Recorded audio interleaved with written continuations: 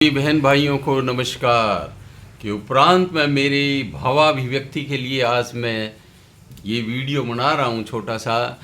ये एक अत्यंत ही हृदय विदारक घटना पहलगाम में, जम्मू कश्मीर के पहलगाम में बेशरण घाटी में घटित हुई है, जहाँ पर निरपराध जो टूरिस्ट थे उनका धर्म पूछ करके आतंकवादियों ने उनकी हत्या की है। ये कितना दुखद है भाइयों कि एक दिन पहले जिसकी शादी हुई, जिसकी महीने भर पहले शादी हुई, और मैं तो ये कहता हूँ कब भी हुई हो, लेकिन किसी भी निरपराध को, किसी भी व्यक्ति को इस तरह से मार देना, क्या ये मानवता हो सकती है?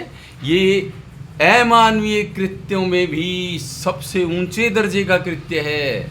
एक निरपराध जीव की हत्या, ये तो मनुष्य है, जीव मात्र की हत्या भी अनुचित है, क्योंकि ये बहुत ही घृणित कार्य है। तो भाइयों, हम ये उम्मीद करते हैं और इस सरकार से मांग करते हैं कि जिन्होंने ये हत्या की है उनका शीघ्र ही, उनका तो हुरमिलन हो ही, लेकिन इस हत्या के पीछे उग्रवादियों की माँ, उनकी जननी पाकिस्तान भी है। इनको हथियार कहाँ से मिलते हैं? क्या भारत इन्हें हथियार देता है? क्या अंदर की एजेंसीज देती हैं? ये सब हथियार और ट्रेनिंग इन्हें पाकिस्तान से मिलती है। पाकिस्तान की इसकी अम्मा है, और एक और इसी मानसिकता का बांग्लादेश भी हमारे पूर्व में पैदा हो चुका है। भारत को आज इजरायली ढंग की पॉलिसी भी अपनानी चाहिए।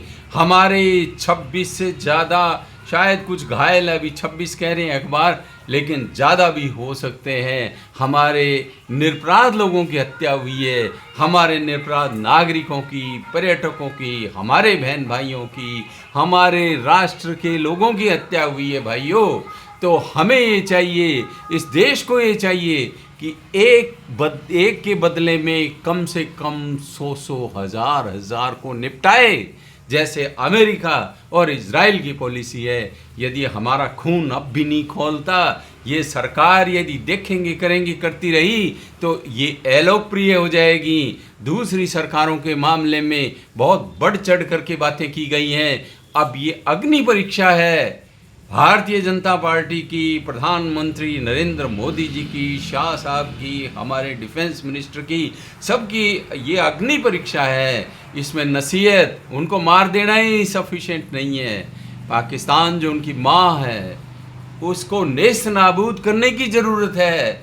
अभी जो कश्मीर जिस पे वो कब्जा जमाए बैठा है और उसको अड्डा बनाए बैठा है उग्रवादियों का, उस पर हमें अब कब्जा कर लेना चाहिए।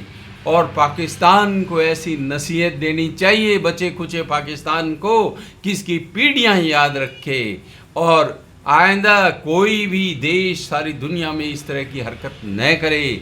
मैं उग्रवादियों को 2 नंबर का अपराधी मानता हूँ। पहले नंबर का अपराधी पाकिस्तान है, जो इनको शय देता है, हथियार देता है, ट्रेनिंग देता है, और फिर ये मौलाना बात बात में जो फतवे जारी करते हैं, ये आज अपने मजहब के ग्रंथों को पढ़ें, और उन ग्रंथों की पढ़ाई से यदि ये मदरसों से निकले हुए लोग हैं, तो उन्हें क्या फतवे नहीं जारी होते क्या? आज तुम ऐसे मामलों में फतवे क्यों नहीं जारी करते? हिजाब और लड़कियां नहीं पहनेगी तो ये हो जाएगा, वो हो जाएगा, तुम फतवे जारी करते हो और ऐसे मामलों में चुप मार जाते हो। ये क्या है? ये क्या सारी मानवता को काफिर, नॉन काफिर और मोमिन में बांट रखा है? इस धर्म ग्रंथों की, इन धर्म ग्रंथ नहीं मैं कहूँगा, किताब की और मज़हब के लोगों को अपने आप के अंतरतम में झांकने की ज़रूरत है, अपने गिरेबान में झांकने की ज़रूरत है कि ऐसे लोग कहाँ से पैदा हो जाते हैं तो धर्म पूछ करके निरपराधों की हत्या करते हैं। भाइयों, मैं और आप, मेरे सभी चैनल के मेरे साथी ये मांग करेंगे कि ये सरकार नसीहत सिखाए। उग्रवादियों को तो मार देना, वो तो उनका मैं जीवन ही नहीं मानता, वो तो पशुओं से भी गए गुजरे लोग हैं, लेकिन उनकी माँ को दंडित करो, तब हमारे संतुष्टि मिलेगी। उग्रवादियों का हुरमिलन करो। भाइयों, आप लोगों ने सुना, यदि पसंद आए तो अपनी टिप्पणियां दे देना।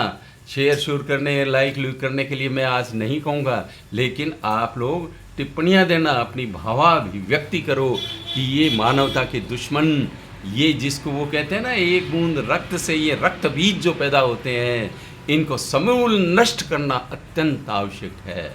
आप टिप्पणियां करें और अपनी भावाभिव्यक्ति करें, हर प्लेटफॉर्म पर जाएं, सोशल मीडिया को भर दो, सरकार के ऊपर दबाव डालो। पुनः पुनः धन्यवाद।